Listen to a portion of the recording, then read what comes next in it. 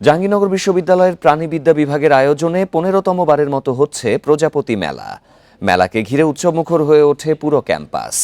সকালে বিশ্ববিদ্যালয়ের জহির রায়হান মিলনায়তন চত্বরে মেলার আনুষ্ঠানিক উদ্বোধন করেন বিশ্ববিদ্যালয়ের উপাচার্য। পরে আয়োজন করা হয় বর্ণাঢ্য র্যালির। প্রজাপতির ছবি আঁকা, আলোকচিত্র প্রতিযোগিতা ও প্রদর্শনী সহ নানা কর্মসূচি আছে মেলায়। বর্ণিল এই আয়োজনে শিক্ষার্থী ছাড়াও দেশের বিভিন্ন স্থান থেকে প্রজাপতি প্রেমীরা ছুটে যান ক্যাম্পাসে। এবারের মেলায় বন্যপ্রাণী বিশেষজ্ঞ ও সংরক্ষণবিদ ডক্টর আলী রেজা খানকে বাটারফ্লাই অ্যাওয়ার্ড ২০২৫ সম্মানে ভূষিত করা হয়।